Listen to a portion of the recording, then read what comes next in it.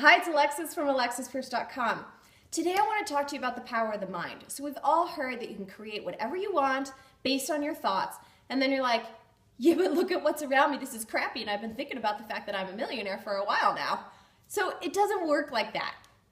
What I've really noticed for me, and I'll give you a little example, is that it's the soft thoughts that come true. It's the soft, easy, playful thoughts that come true, not the hard desires, not the, I really want that, I really need that, because there's other things tied up in that. There's struggle, there's tension tied up in that. But I would say, I don't even remember when, 8-10 years ago, I had this, I was writing in my journal and I thought, I'm vibrantly alive at 125, meaning 125 pounds. I'm quite tall, but I'm really, really light and small bone structure, so that's a pretty good weight for me. And I just thought, I'm vibrantly alive at 125. And because it rhymes, because it's a little catchy, it's been stuck in my head ever since.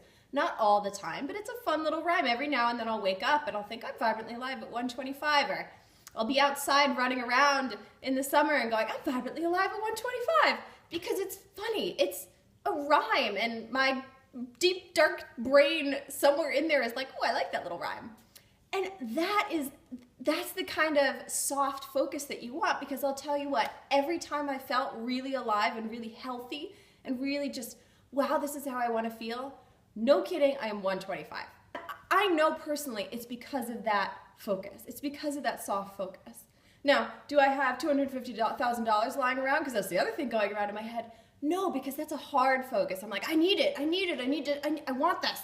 And that, my brain doesn't know how to process that. The universe doesn't know how to process that, because it's this demanding desire that's clingy and needy, whereas I'm vibrantly alive at 125. It's just some playful thing that I think, and I think it every now and then, and it's just stuck in the back of my head. And it's doing the work for me.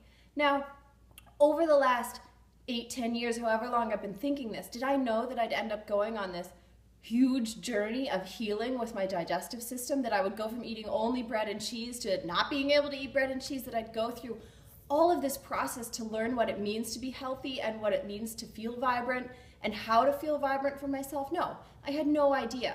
But somewhere in my subconscious, I bet you anything that phrase, I'm vibrantly alive at 125, was guiding the experiences that I was having. That guided me to go to New Zealand. Now, I wanted to go to New Zealand for other reasons, but they guided me while I was there to do all this really intensive healing work with my digestive system.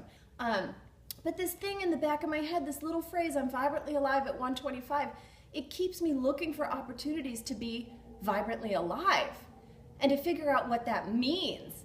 And so I can't say that it happened overnight. I can't say that I wrote that down however many years ago and then one day, the next day, woke up and I was vibrantly alive at 125 and I've been that since. Absolutely not. It's been up and down and all over. But I've been on a path to discover vibrancy and aliveness and to find what healthy means for me and to find that place where I am vibrantly alive at 125. So if you have a goal in mind and you're really striving for it and you're thinking, why hasn't it shown up yet? Why isn't this happening for me? Ask yourselves 2 questions. First, is it an easy goal? And I don't mean easy to achieve, I mean easy to think about, easy to feel about. Do you have a little ditty in your head like I did? Is there a soft way to think about your goal, or are you really like hard focused on it and you just want it and you're frustrated that you don't have it, because that frustration is what's blocking you from moving towards it? And the second piece is, ask yourself if you're putting too much time pressure on it. Is this a lifetime goal that you really want over time, or do you need it right now? Because right now is frustration and pressure. And we need to be soft. We need to be easy about the things that we want so that they can happen and unfold over time, because I hate that phrase, it's the journey that's the process, but it is the journey that's the process. And so having the goal and then allowing yourself to be guided to it in whatever way is best for you and for the learning that you need to do to get there and the growing that you need to do to get there. So I hope this helps you.